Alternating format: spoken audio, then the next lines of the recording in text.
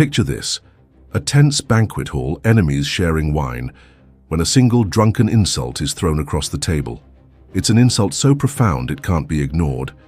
And just days later, 13 armored knights on one side and 13 on the other prepare to fight to the death over wounded pride. This isn't a scene from a fantasy epic. It's the true story of how a few careless words sparked one of history's most legendary duels. Hello and welcome to Immortal Histories. Today we're telling a story that feels like it was ripped from the pages of a movie script. It's a tale of proud knights, flowing wine, a treacherous insult, and within a matter of days, a 13-on-13 battle for honor in the middle of southern Italy. This is the story of the Challenge of Barletta of 1503. If you've never heard of it, prepare yourself because it's a story worth telling. The year is 1503, and the Italian peninsula is a grand chessboard for the great powers of Europe. France and Spain had initially agreed to carve up the Kingdom of Naples between them, but greed quickly turned the Allies into bitter enemies. The French control Lombardy in the north, the Spanish are dug into the Kingdom of Naples in the south, and everyone from the Pope to the smallest city-state is scrambling to pick a side. It's a chaotic free-for-all, with chunks of Italy being contested like items at a supermarket. In the middle of this conflict is Barletta, a strategic port on the Adriatic coast. Holed up for the winter are the Spanish troops under the command of the legendary General Gonzalo de Cordoba, known as the Gran Capitan. And with them are many Italian soldiers of fortune, condottieri fighting for Madrid.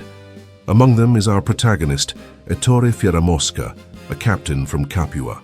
He wasn't a physically imposing man, but he had a formidable reputation. He had once escaped from a Turkish prison, so he was not the type to back down from a fight. Just across the Ofanto River, in the town of Canosa di Puglia, the French cavalry were stationed. The situation was a stalemate. The Spanish were besieged in Barletta, but the French couldn't break them. There were skirmishes, prisoner exchanges, and tense negotiations. The whole affair was mired in a feeling of, what are we even still doing here? In an effort to maintain some semblance of civility, or perhaps just to break the monotony, someone had a brilliant idea. Let's organize a dinner. Food and wine bring everyone together, right? A banquet was arranged for a group of captured French officers, hosted by their Spanish and Italian counterparts. On the menu, roasted goat, almond sweets, and a complimentary extra portion of arrogance. At one point in the evening, a French knight named Charles de la Motte, recently captured and released on his word of honor, raises his goblet. Full of wine and swagger, he shouts a toast that cuts through the noise, to French courage, something you Italians could never understand. A few men snicker, others pretend not to hear, but Ettore Fieramosca freezes. What was that? He demands. De la Motte, seemingly made bulletproof by the wine, doubles down. Your people, he sneers, are cowards.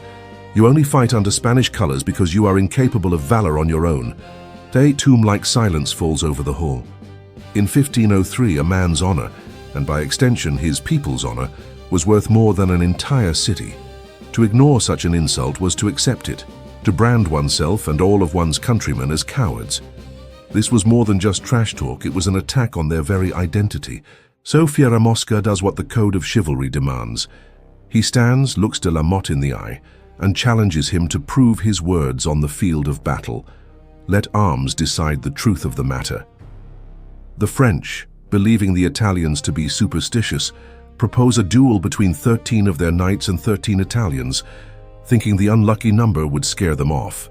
The Italians accept without hesitation. The gauntlet had been thrown and now it had been picked up.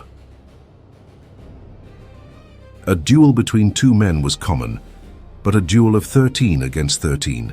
This was unprecedented. It became an instant sensation. For nearly a month, as the winter chill gave way to the mud of spring, the two sides prepared for this ultimate test of honor. Sealed letters went back and forth, hashing out the details. The rules of engagement were meticulously negotiated. Two impartial judges were appointed, Neapolitan barons accepted by both the French and Spanish crowns. The weapons were agreed upon, the knightly lance for the initial charge, the sword for close quarters combat, and the brutal iron mace for breaking armor and bone. The stakes were high. The victors would claim the horses and armor of the defeated. The losing side would have to pay a ransom of 100 gold ducats for each of their surviving knights. And as a final point of honor, the losers also had to pay the tavern bill from the night of the insult. The chosen ground was a flat open field between the towns of Corato and Andria, perfectly visible to spectators who would gather to witness the spectacle. This wasn't to be a hidden affair. It was public theater, a stage for courage and a crucible of reputations. Let's look at the teams. The Italians were a patchwork quilt of a nation that didn't yet exist, led by Ettore Fieramosca. His champions came from all corners of the peninsula. A man from Sicily, a Venetian engineer who could read the terrain like a book, two Tuscan brothers famous for their synchronized swordplay, a Roman, a Lombard, and others from Naples and Puglia. 13 different accents, all united by a single burning desire to avenge the insult. The French team, led by Charles de la Motte, was composed of his friends and comrades in arms from Picardy, Gascony, and Normandy, veterans of heavy cavalry, men raised on the thunderous long charge. They were all prisoners on parole, and for them victory meant more than just honor. It meant erasing their debts and earning their passage home.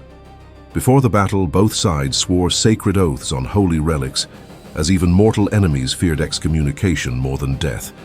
The stage was set for a clash that would echo for centuries.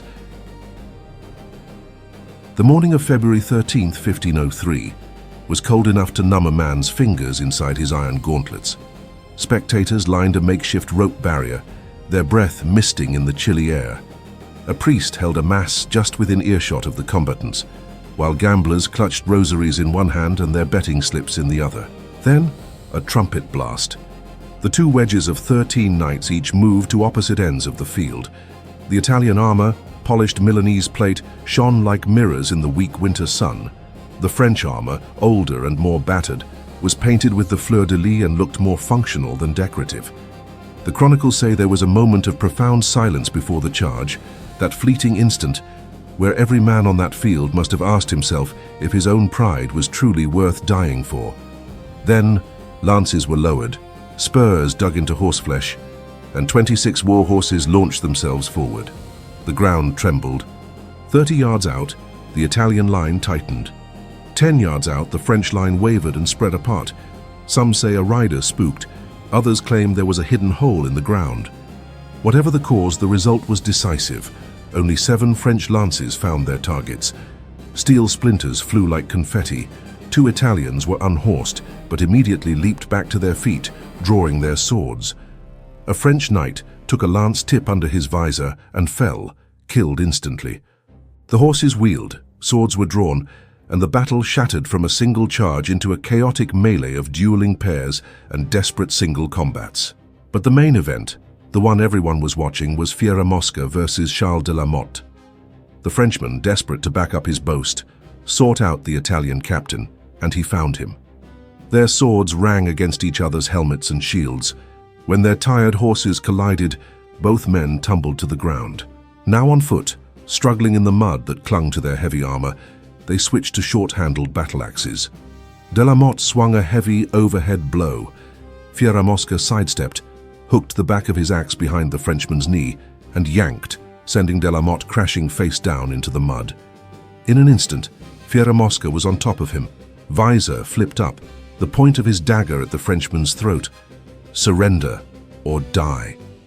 De la Motte yielded. Around them, the last of the French knights saw their champion defeated and laid down their arms. In less than an hour, the field belonged to the 13 Italians. The final count was grim for the French. 1 knight was dead, another was mortally wounded, and all 11 others were captured. All 13 Italians were alive. The victory was absolute. The ransom, 100 ducats for each of the 11 surviving French prisoners, was piled onto an overturned drum. The French knight who had been killed was buried in the cathedral cemetery with full honors, because in the world of chivalry, courage was respected, no matter what banner it fought under. News of the duel spread like wildfire. In Naples, the Spanish viceroy, the Gran Capitan Gonzalo de Cordoba, wisely paid the ransoms himself out of his own pocket to avoid further diplomatic fallout, and then sent the defeated Frenchmen home on a ship to Marseille. In Paris, King Louis XV was furious, but he couldn't dispute a verdict delivered by the laws of chivalry, laws that even kings had to respect. For the Italians, who had precious few victories to call their own, the news was electric. From Palermo to Venice, the name Ettore Fieramosca was sung in the streets. Barletta earned the nickname City of the Challenge, which it still holds today. Almost immediately, the story began to grow into a legend. Venetian pamphlets exaggerated the tale, pitting Fieramosca against 100 Frenchmen. But its most powerful transformation came 3 centuries later. In 1833, the writer and future Prime Minister Massimo d'Azeglio published a historical novel titled Ettore Fieramosca, which turned the duel into a national epic. The book became a sensation, perfectly timed for the Risorgimento, the movement for Italian unification. D'Azeglio's novel conveniently forgot that the 13 champions were fighting for Spain, and instead cast them as proto-Italian patriots, underdog heroes fighting for national honor. Today in Barletta, the challenge is everywhere. A bronze statue of Fieramosca, cape billowing like a superhero's, stands in a central piazza. A historic tavern is marketed as the Cantina della Disfida, the very spot where the insult was supposedly uttered, though historians debate this. And every February, the city hosts a Renaissance fair, complete with parades, crossbows, and a theatrical reenactment of the duel, which, unsurprisingly, always ends with thunderous applause for the Italians. So why was this small-scale battle so important? Because it circulated a fragile but powerful idea, that Italians divided by dozens of local rivalries could, in fact, pull together for a common cause. It didn't end foreign domination. The Spanish would rule for another 2 centuries, but it was a potent symbol. For the first time, a Venetian, a Tuscan, and a Calabrian had fought side by side and won. When Giuseppe Garibaldi and his 1,000 red shirts sailed to unify Italy 350 years later, it was the spirit of Barletta that filled their sails. And what of the human cost? Charles de la Motte, who just wanted to play the big man at a dinner party, died in poverty, his ransoms unpaid. Ettore Fieramosca lived only another 6 years, dying of a fever in Spain. His final wish was to be buried in Barletta, where my name was worth something. A duel is personal, every bruise is a signature, and every ransom paid is a receipt for arrogance. The moral of the story: a few words carelessly thrown around can change the course of 26 lives and echo for half a millennium. Today, an insult on social media costs nothing. In 1503, it cost blood. Perhaps chivalry, for all its brutality, served a purpose. It was a release valve, a way to channel private war into public ritual and ritual into legend. So the next time you raise a glass, choose your words carefully. The cheapest wine can sometimes come at the highest price. If you enjoyed this look into a forgotten corner of the Renaissance, please subscribe to Immortal Histories for more stories that feel like they belong on the big screen. Leave a comment below telling us what historical duel you'd love to see brought to life. Thanks for watching, and remember, every war begins with words.